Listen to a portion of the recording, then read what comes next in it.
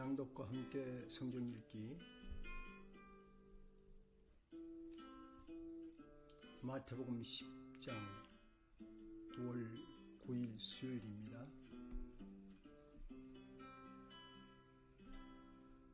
잘 주무셨나요? 어제는 어땠나요? 매일 똑같은 날이건만 몸의 컨디션은 매일 달라요. 어제 온몸의 피로함과 함께 꼼짝하기가 힘들고 살았다 죽었다 기분이 그랬지요. 기분도 업앤다운, 괜히 아무 이유 없이 여기저기 돌아가면 아프고. 많이 들었던 어머니 소리 우리는 하고 있습니다.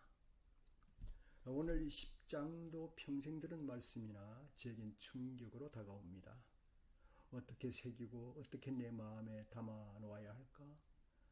나는 이렇게 끊임없이 잊어버리는데, 파송하는 12 제자에게 슬기롭고 순진해져라 하시며 섬세한 가르침으로 놀라운 능력, 담대함과 그들의 물질관, 의식주 문제, 그리고 견디고 떠나고 피해야 하고 박해, 법정, 매질, 모든 이에게 받아야 할 미움, 때론 원수가 되어야 하는 우리를 눈물 나게 합니다. 몸이 죽더라도 밝은 데서 말하고 지붕 위에서 외치고 사람들 앞에서 예수님을 시인하라고 하시네요. 목숨을 잃더라도 자기 십자가를 지고 예수님을 따르라고. 그러나 보상의 위로 앞에 한없이 부끄러움과 크신 감사를 드립니다. 이제 1절로 들어갑니다. 제10장. 예수께서 12 제자를 부르셔서 더러운 귀신을 제어하는 권능을 주시고 그들이 더러운 귀신을 쫓아내고 온갖 질병과 온갖 허약함을 고치게 하셨다. 12 사도의 이름은 이러하다. 첫째는 베드로라고 부르는 시몬과 그의 동생 안드레와 세베대의 아들 야고보와 그의 동생 요한과 빌립과 바돌로메와 도마와 세리 마테와 알페오의 아들 야고보와 다데오와 열렬당원 시몬과 예수를 넘겨준 가롯 사람 유다이다. 예수께서 이들 12를 내보내실 때에 그들에게 이렇게 명하셨다. 이방 사람의 길로도 가지 말고 또 사마리아 사람의 고을에도 들어가지 말아라. 오히려 길 잃은 양떼인 이스라엘 백성에게로 가거라. 다니면서 하늘나라가 가까이 왔다고 선포하여라. 앓는 사람을 고쳐주며 죽은 사람을 살리며 나병 환자를 깨끗하게 하며 귀신을 쫓아내어라. 거저 받았으니 거저 주어라. 전대에 금화도 은화도 동전도 넣어가지고 다니지 말아라. 여행용 자루도 속옷 2벌도 신도 지팡이도 지니지 말아라. 일꾼이 자기 먹을 것을 얻는 것은 마땅하다. 아무 고을이나 아무 마을에 들어가든지 거기서 마땅한 사람을 찾아내서 그곳을 떠날 때까지 거기에서 머물러 있어라. 너희가 그 집에 들어갈 때에 평화를 빈다고 인사하여라. 그래서 그 집이 평화를 누리기에 알맞으면 너희가 비는 평화가 그 집에 있게 하고, 알맞지 않으면 그 평화가 너희에게 되돌아오게 하여라.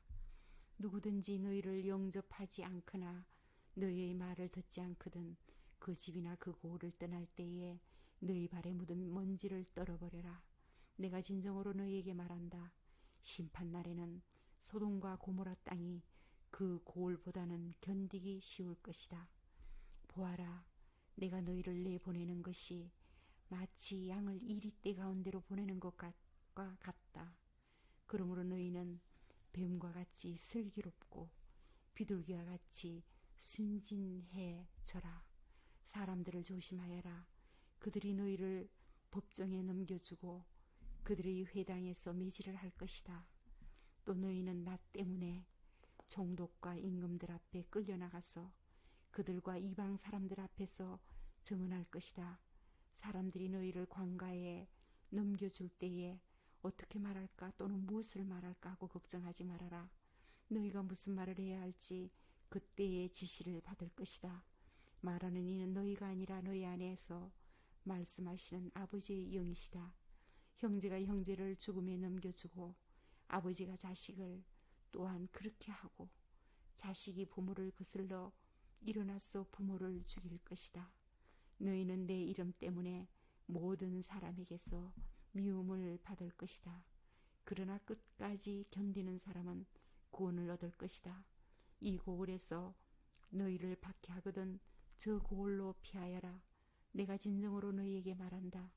너희가 이스라엘의 고을들을 다 돌기 전에 인자가 올 것이다. 제자가 스승보다 높지 않고 종이 주인보다 높지 않다. 제자가 제 스승만큼 되고 종이 제 주인만큼 되면 충분하다. 그들이 집주인을 바알세불이라고 불렀거든 하물며 그 집 사람들에게야 얼마나 더 심하겠느냐. 그러므로 너희는 그들을 두려워하지 말아라. 덮어둔 것이라고 해도 벗겨지지 않을 것이 없고 숨긴 것이라 해도 알려지지 않을 것이 없다.